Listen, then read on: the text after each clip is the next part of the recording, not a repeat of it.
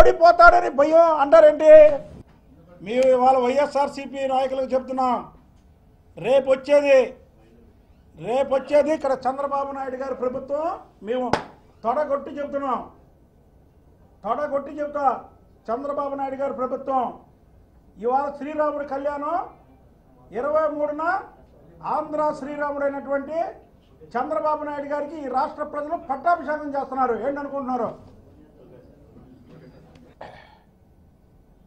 పులి 4 అడుగులు అరకేసిందంటే పంజా గట్టిగా ఇసరడానికి, అది తెలుగుదేశం.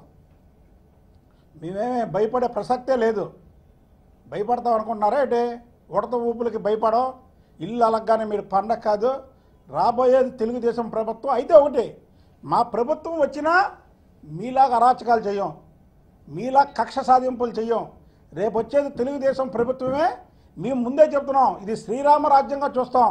ఎలాగైతే సంక్షేమ కార్యక్రమాలు పార్టీలకు అతీతంగా ప్రతి ఒక్కరికి ఆన్లైన్ విధానాన్ని ప్రవేశపెట్టి ఎలాగిచ్చారో, రేపు మళ్ళీ చంద్రబాబు నాయుడు గారు ముఖ్యమంత్రి అవుతారు.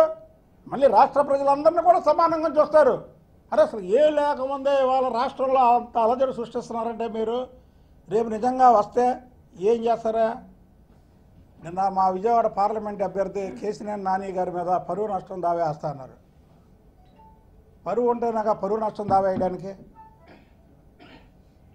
ఆయన నిజంగా మాట్లాడిన దానికి ఆ రోజు ఖండించకుండా 10 రోజులు అయిపోయిన తర్వాత పరువు నష్టం దావా వేయడం అంటే ఇది పెద్ద హాస్యాస్పదంగా ఉంది విజయవాడ ప్రజలకి.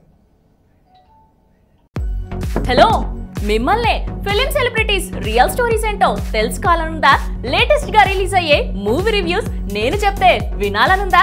ఇంకెందుకు ఆలస్యం, యోయో టీవీని సబ్స్క్రైబ్ చేసుకోండి. అలాగే మర్చిపోకుండా యోయో టీవీ యాప్ ని కూడా డౌన్లోడ్ చేసుకోండి.